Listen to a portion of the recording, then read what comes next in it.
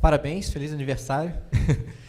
Felipe, queria que você avaliasse essa partida e também o time voltou a criar, né? Mas também sofreu alguns sustos ali. O Mirassol acho que pode ser um dos poucos times que não veio se defender no Maracanã, né? O que isso influenciou no jogo? Eu queria fazer uma segunda perguntinha de uma outra pauta da TV está fazendo, já projetando quarta-feira. Flamengo e Inter é um confronto muito equilibrado. São 39 vitórias do Inter e 38 do Flamengo na história. A que você atribui esse equilíbrio tão grande no confronto? Obrigado. Boa noite. 40 anos. Chegou. Bom, primeiro dizer que... Eu já não esqueci a tua primeira pergunta, tá vendo? Tá. Ok. Boa. Primeiro, Mirassol. Time muito, muito bem treinado. Muito bem organizado. Nos criou muitas dificuldades para pressionar. É verdade que eu, como treinador, esperava outra... Não escalação, senão outra formação na hora para pressionar. Mas os jogadores tentaram se ajustar no meio do primeiro tempo e, mesmo assim, eles encontravam soluções para as nossas pressões. Isso é porque tudo é muito bem treinado. Então, e eles identificam muito bem essas soluções, os espaços que encontrar, na qual nos gerou muita dificuldade para pressionar. Ao mesmo tempo que eles tentaram propor, que eles tentaram ter a bola em todo momento, tirar a bola da gente, deixaram mais espaços, nos deram mais chances do que os outros adversários, como você bem falou, que vem muitas vezes para se fechar. E, obviamente, nosso time criou muitas chances claras, onde não se converteram todas em gols, né? Então, isso vai muito da postura do adversário. Depois, com o placar, né, no segundo tempo, eles também deram um passo à frente, colocaram mais gente na nossa última linha e... com isso também foi mais difícil defender, mas as chances nossas sempre eram mais claras. E no final fizemos o segundo gol e tomamos um gol aí com um descuido, que nos gerou essa sensação de preocupação, né, até o final do jogo, no qual leva ainda mais o nível desse encontro e para vocês verem que não existe coincidência no futebol. Se um time é quinto colocado na 18ª rodada, como é o Mirassol, somente com 2 derrotas é porque o trabalho está sendo muito bem feito. Então, muito mérito do adversário.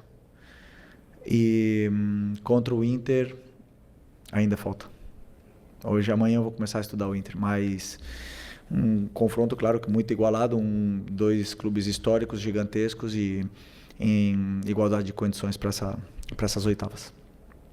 Boa noite, Felipe. Aqui, Sidão Marinho da Litoral News. Parabéns, feliz aniversário. Que seus sonhos possam ser realizados. Obrigado. Você falou sobre essa preocupação, né, que a equipe teve na reta final do jogo. Hoje o Flamengo conseguiu chegar àquele segundo gol depois que abre o placar, que você comentou lá no Ceará depois do empate, só que acabou sofrendo o gol.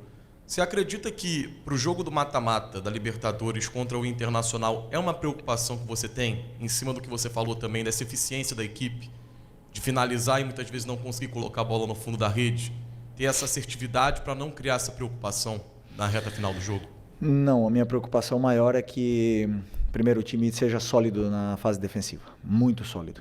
E hoje realmente não tivemos a solidez que eu gosto, né? Já seja por mérito do adversário, mas também por alguns erros nossos que devem ser corrigidos.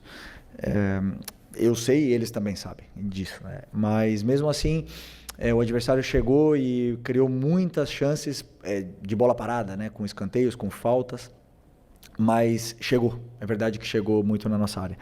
E a minha preocupação na fase ofensiva é que o time crie, que consiga chegar e, claro, os jogadores determinantes, com o grande jogo, por exemplo, que fez no outro dia o Cebola, hoje o Lino, a bola quando cai no pé do Arrascaeta sempre ele cria perigo, o Pedro está já também num bom momento, então tudo isso aí faz com que as defesas dos adversários tenham dificuldade de defender e que a gente possa criar. Depois a fase da finalização é um assunto que, como eu já falei várias vezes, os jogadores às vezes chegam mais finos e frescos na frente do goleiro, com mais calma, e outros dias a bola não entra, simplesmente assim. Mas o mais importante é que o time criou.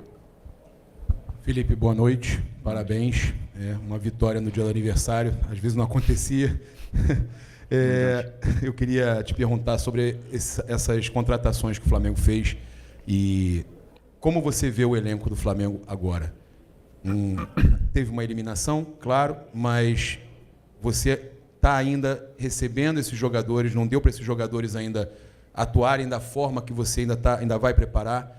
Como você vê essa preparação, pensando, eu não vou falar nem em Libertadores, que está muito em cima aqui agora, pensando no restante da temporada, principalmente Campeonato Brasileiro, e caso continue na Libertadores, se Deus quiser, para você, né? Como você vê esse time encaixando, como você vê esse elenco agora com essas chegadas aí? Bom, primeiro dizer que a janela que o clube está fazendo é extraordinária, né? Como eu falei na outra coletiva também. É um esforço muito grande do presidente e do Boto para potencializar ainda mais esse elenco que já era altamente qualificado. É verdade que tivemos algumas perdas importantes esse ano, mas não pararam de trabalhar nem um minuto para poder repor essas peças e que a gente possa continuar com esse nível altíssimo, né, desse elenco, que é um elenco muito forte. Pode ser que cheguem mais peças, pode ser que também saiam, né? Talvez a gente esteja com um número elevado de jogadores, pode ser que tenha algumas saídas, mas o mais importante é que a qualidade do elenco continua sendo muito alta e preparados para poder aguentar essa maratona de jogos até o final da temporada. Felipe, boa noite. Boa noite. Parabéns aí, 40 anos. Felipe, com essas saídas, você teve o Gerson e o Wesley, que eram praticamente jogadores fundamentais no seu esquema de jogo, e chegada de 5 outros jogadores, contando com o Jorginho, que chegou antes do Super Mundial. O seu trabalho como técnico, o maior desafio que você passa a ter agora é fazer com que esses novos jogadores se incorporem ao elenco, ou seja, fazer esse, entre aspas, novo time da Liga para você continuar aí o restante da temporada? Bom, já também emendando, que eu esqueci de responder, mas boa pergunta, né? Sobre esses jogadores que chegam e eles têm que ainda ganhar o conteúdo todo tático, né? A parte técnica eles já têm, são diferenciados, muito diferenciados. Agora cabe a mim fazer com que eles se adaptem o mais rápido possível ao modelo de jogo, que não é só pegar a bola e fazer a diferença. Existem muitos detalhes da fase defensiva, da fase ofensiva, da pressão alta.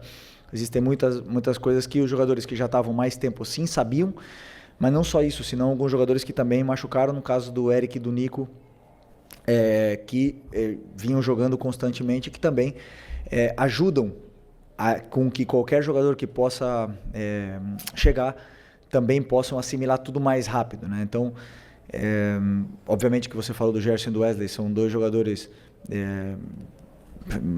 extraordinários que saíram, e agora nós temos jogadores jovens, novos, que também têm fome e ambição de fazer história aqui no Flamengo, a sua história. Então, acredito que vai ser rápido essa adaptação desses novos jogadores, porque treinamos sempre em função do que é o modelo de jogo e o plano de jogo, então vai ser rápido. Aqui Felipe, boa noite, parabéns pela vitória, pelo dia de hoje. Marcos Martins, do canal da QCRN.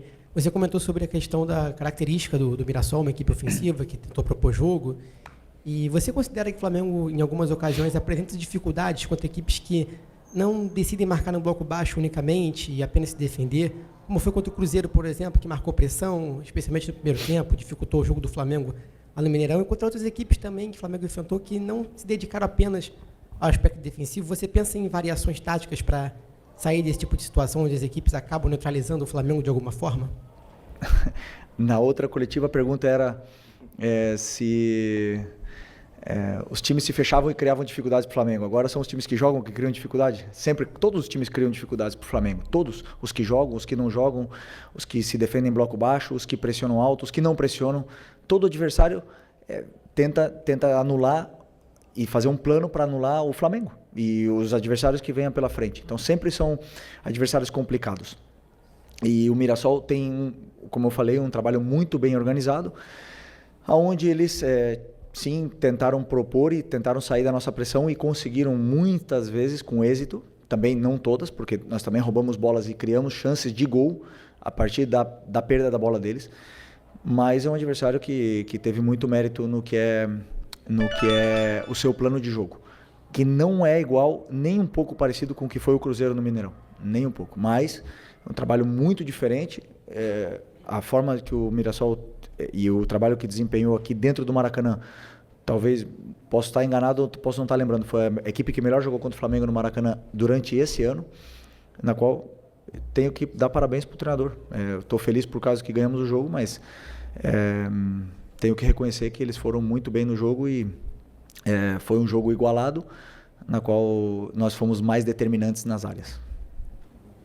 Felipe, Raíssa Simplício da Gol Brasil e da revista Placar, parabéns, feliz aniversário para você. Obrigado. Eu queria te perguntar sobre o Saul, acabou não entrando em campo hoje, mas você falava do Gerson, até você falava, vocês enxergam o Gerson de um jeito, mas eu gosto de colocar ele para jogar de outro jeito, e eu queria entender de você como é que você enxerga o Saul nesse time. Sei que ele ainda está pegando ritmo, se adaptando, mas se você vê ele jogando mais como segundo volante ou jogando mais como meia ali pela direita, enfim. E, se me permite, rapidinho, o Vinha e o Juninho e o Michael ficaram de fora da lista dos relacionados. Você acabou de falar essa questão do elenco, né, que está com bastante jogadores. Eu queria entender como é que foi o seu critério para decidir, por exemplo, deixá-los de fora hoje. Qual foi a primeira? O Saul, desculpa. Sim, já lembrei.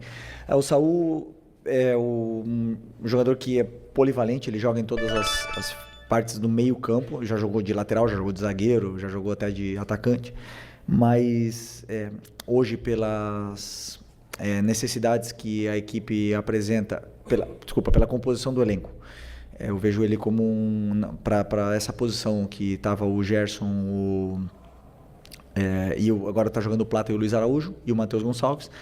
Eu vejo ele para essa posição, já falei com ele antes de ele vir para cá, que era a posição que ele jogava no Atlético de Madrid nos anos onde ele melhor rendeu. É verdade que nos últimos anos ele vinha jogando de volante, mas eu acredito que ele tem muito para oferecer nessa posição. Ele chega bem na área, ele é um jogador determinante na frente, faz a diferença, mas com certeza hoje era uma das opções minhas pro banco na parte na substituição de um dos dois volantes se precisasse, né? Claro que ele não tem, como eu falei, o mesmo conteúdo ainda, são vários detalhes da fase defensiva, são vários detalhes também na fase de construção, que ele vinha treinando mais na frente, então tentei segurar um pouco essa substituição hoje dos dois. E também do Vitor Hugo, que estava no banco como opção de volante. E sobre as escolhas, eu formato o banco em função do que o jogo pede, em função do que a equipe precisa. Claro que o Vinha é um jogador internacional, um jogador que já todo mundo sabe da qualidade que tem, mas na hora de escolher e ficar com 3 laterais esquerdos no banco, onde provavelmente não ia entrar nenhum deles, como hoje não entrou nem o Ayrton, então eu optei por deixar ele treinando hoje, porque ele precisa de treino, ele precisa de ritmo, da mesma forma que o Juninho e da mesma forma que o Michael. Então, a hora que precisar, eu sei que eu posso contar com eles, que eles estão bem treinados, e foi mais isso, mais em função do que um plano do que a equipe precisava para o jogo. Aqui. Boa noite, Felipe. Léo José do Coluna do Fla. Na quarta-feira, depois da eliminação em BH, você disse que minimizava um pouco algumas críticas mais ácidas do pessoal da internet. Só que valorizando mais as críticas do estádio, das arquibancadas. Hoje, antes do jogo começar, uma grande parte da torcida começou a gritar que o Campeonato Brasileiro é obrigação, junto com a Libertadores. E já levando em consideração esse seu pensamento, você também acredita que o Campeonato Brasileiro agora é uma competição que o Flamengo pretende, que o Flamengo precisa tratar como obrigação, chegar até a última rodada disputando o título?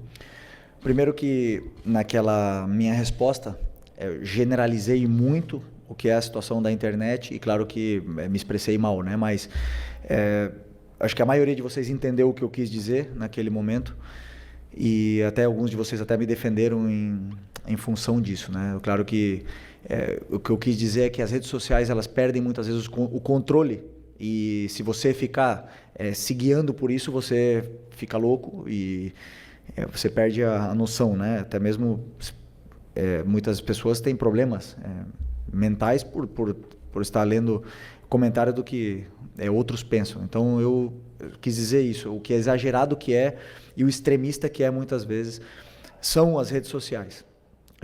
O que não quer dizer que sejam ruins. As redes sociais vêm para ajudar o mundo e vêm para melhorar, mas realmente nós que estamos sempre colocando a cara, se você seguir isso aí, você passa mal, né? Então, o que você falou sobre a torcida, tem todo o direito do mundo de fazer tudo o que quiser. Aliás, desde que eu cheguei aqui, o dia que eu botei o pé no Rio de Janeiro, estava tendo um protesto contra a equipe que tinha perdido contra o Emelec na Libertadores, estava num momento difícil e eu sabia onde eu estava vindo. Conheço o Flamengo durante toda a minha vida e vivi o Flamengo nos últimos 6 anos e não existe outro caminho senão a cobrança do torcedor aqui. Aqui sempre foi assim e sempre vai ser. Nunca iremos nem devemos mudar o que é a essência do torcedor do Flamengo, que sempre quer o melhor para o clube. E claro que eles exigem. E eu volto a repetir o que eu falei na última coletiva.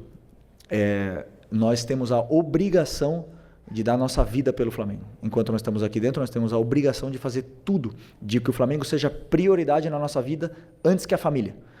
Essa é a nossa obrigação. O resultado a gente não controla. Mas que nós queremos ganhar, com certeza queremos ganhar. E vamos em busca disso.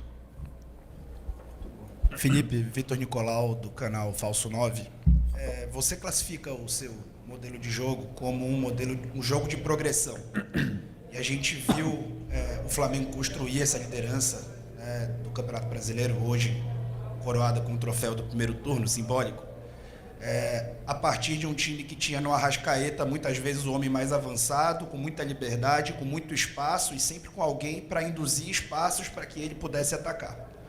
Você falou do Pedro agora melhorando tecnicamente, realmente ele vem de bons jogos tecnicamente, e hoje você colocou os dois juntos, com os pontas de força que chegaram, né? O Samuel Lino fez um grande jogo. Só que, na minha impressão, queria validar a sua também, o Flamengo não conseguiu, em algum momento, ter a sua organização ofensiva gerando tantas chances de gol, como gerou na quarta-feira, a organização ofensiva gerando muitas chances de gol, como a tua organização ofensiva normalmente gera muitas chances de gol. Hoje, você teve as transições muito bem, mas a organização ofensiva, na minha opinião, você teve em vários momentos o Arrascaeta e o Pedro ali sem conseguir, o Arrascaeta sem conseguir os espaços que normalmente ele consegue quando está sem o Pedro, e depois, sem o Pedro, o Arrascaeta cresce de produção. Na fase defensiva, também, né, você acabou tendo a saída de bola do Mirassol, superando muitas vezes a tua marcação alta com esses dois. Você acha que, em algum momento, em meio de temporada, você vai conseguir coordenar para que o time seja a lá Flamengo, dominante, fazendo o jogo de progressão com esses dois juntos? Vitor, gosto de você. Te conheço. Sabe muito de futebol. Primeira vez, né? Tu vem aqui, né? Bem-vindo. Bom, boa pergunta. Sobre o Pedro e o Arrasca, é o seguinte, eu acredito que eles podem jogar juntos, claro que podem. Hoje eu vi muitas coisas boas na fase ofensiva, aliás, eu vi muita facilidade na fase ofensiva para a gente chegávamos com muita facilidade por fora, principalmente, porque o Mirassol é um time que se compacta muito e bloqueia muito o meio, então o Arrascaeta, muitas das vezes, ele perde a posição dele porque ele quer participar do jogo, né? Às vezes ele, ficando mais parado, ele fica melhor posicionado, mas ele teve uma associação muito boa junto com o Lino naquele lado esquerdo e também com o Pedro. Eles se encontraram algumas vezes, principalmente na fase da pressão alta do Mirassol. Mas, como eu falei, como existia uma certa facilidade em chegar até a área do Mirassol, nosso time estava sendo extremamente vertical. E isso parte a equipe. Então, a gente, ao mesmo tempo que criava chances, que a gente chegava na área, que criava chances claras e não fazia, também perdíamos a bola, o goleiro tinha uma reposição rápida, o Pedro e o Arrascaeta, que são dois jogadores que precisam dessa organização ofensiva que você fala, uma fase mais de estabilidade, não tinha que correr para trás e acaba se desestruturando um pouco o que é a equipe, a fase defensiva, e o jogo começa a ficar partido. Eu não gosto de jogo partido, só que o jogo o adversário deixa os espaços que deixa. E eu não posso falar, não vai por aquele espaço que ele está deixando. Ou não ataca, não vai para frente. Eu tenho que deixar ele atacar. Por isso que eu chamo o jogo de progressão, porque eu quero que eles sempre progridam a jogada, que eles vá para frente, que sejam verticais o máximo possível. Mas hoje eu gostaria que eles fossem um pouco menos, né? Para a gente poder ter essa estabilidade, para o Pedro e o Arrasca poder descansar, para eles poderem pressionar juntos e a gente poder recuperar juntos. Mas na fase defensiva de hoje, a culpa foi do treinador. A pressão que eu propus para a equipe não deu certo e não foi culpa do Arrascaeta e do Pedro. Se tivesse sido do jeito que eu pensava, provavelmente teria funcionado melhor. Mas como não foi... E depois eu vi que a gente já estava sofrendo, precisávamos mais de perna para poder correr. Optei por tirar o Pedro e botar o Luiz Araújo, e aí o time já fica mais consistente com esses jogadores que aguentam fazer 70 metros. E não deixamos de sofrer mais. Eu senti que o time já ficou um pouco mais consistente. Okay? Oi, Felipe. Feliz aniversário. Bem-vindo ao Isenta. E queria saber de você o seguinte: o Flamengo chegou hoje aos 40 pontos no campeonato, tá? De 54 que ele disputou. Isso dá uma média ali de 74% de aproveitamento na competição. Independentemente do jogo que falta, que é contra o Sport lá em Recife, o Flamengo já, como disse o colega aqui, ele simbolicamente ele fechou o turno na frente. O que numa competição de pontos corridos, historicamente, o time, quando fecha o turno na frente, ou ele bate campeão, a maioria das vezes, ou ele disputa, normalmente, o título mesmo não sendo campeão. Eu quero saber o que isso representa para você na formatação e na sequência aí do trabalho, mesmo faltando esse jogo que ainda falta. E só um detalhezinho em relação já ao jogo contra o Inter. Como é que está o Nico de la Cruz? Ele estará à disposição, pode estar à disposição para quarta-feira? Sobre... os pontos, então, 40 hoje, podendo fazer 43 no primeiro turno, é isso? Ok. São bons números, claro que poderiam ter sido melhores, mas também poderiam ter sido piores. Para mim, não significam nada, a não ser que temos que ganhar o próximo, e vai ser contra o Inter, né? Então vai ser difícil, vai ser fora de casa, e nós temos que tentar ser o mais consistentes possível daqui até o final. Eu, desde que eu cheguei no Flamengo, todos os anos que eu cheguei no Flamengo, quase sempre a gente teve que perseguir o líder, né? Em 2019 perseguimos no primeiro turno e acabamos conseguindo virar essa vantagem, tomar a liderança e ficar até o final. E em 2020 também, não éramos líderes, acho que era o São Paulo durante muito tempo, depois foi o Inter, depois a gente retomou e sempre foi perseguidor.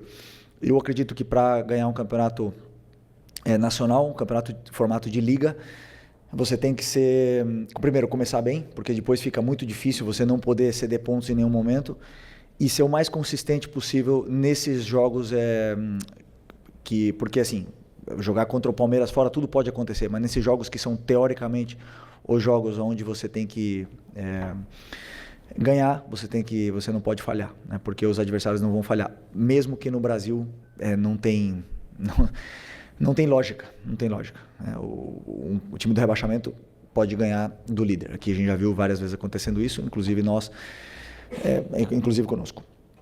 Então, que representa isso é motivação para seguir brigando pelo título. E sobre o Nico, tenho esperança, mas não sei se vai ser possível. Mas está perto. Felipe, boa noite. Pedro Ramos, da Sintonia Esportiva. Desde que você assumiu... Primeiro, feliz aniversário, desculpa. Desde que você assumiu o comando do Flamengo, você sempre cita pequenos detalhes na partida, desde pressão alta, desde as movimentações do jogo. E eu queria que você comentasse sobre a saída do Rossi ultimamente, porque contra o Ceará ele saiu mal, o Pedro Raul chegou a fazer gol de empate. O Pedro Raul, depois da partida, disse que acompanhava as saídas do Rossi, que ele realmente saía mal, parava e acabava dando oportunidade para o centroavante. Hoje, no escanteio, se não me engano, o Rossi acabou saindo mal de novo e teve uma bola que ele foi encoberto. O Léo Pereira acabou salvando, que seria talvez mais 2 pontos desperdiçados com um erro individual. Eu queria saber qual o trabalho que vocês fazem sobre isso, se é algo já identificado na sua comissão técnica, até porque recentemente, pelo menos na imprensa, que o Flamengo estaria de olho em outros goleiros, não talvez para essa temporada, mas talvez para a próxima. Eu queria saber o que você pensa, não só sobre o Rossi, mas talvez sobre a necessidade de ter um outro goleiro também para o Flamengo. Obrigado. Primeiro que essa saída do Rossi nos deu e nos dá e nos dará muitas alegrias, porque eu pessoalmente eu gosto que ele saia do gol.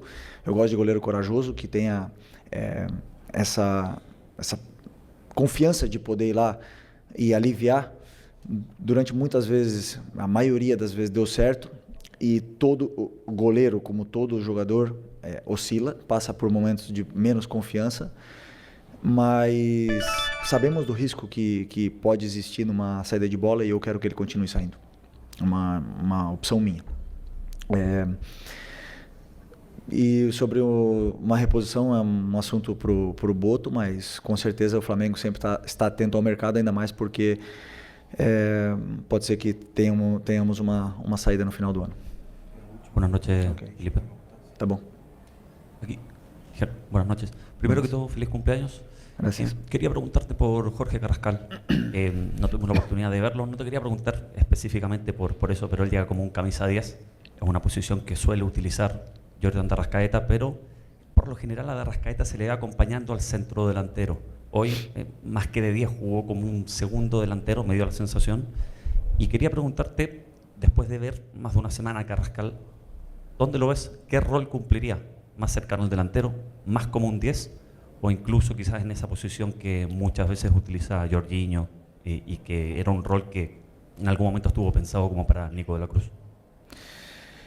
Bueno, primero es un jugador con un talento y una calidad gigante, muy grande, tiene muchísima calidad, se nota, lo hemos visto esta semana.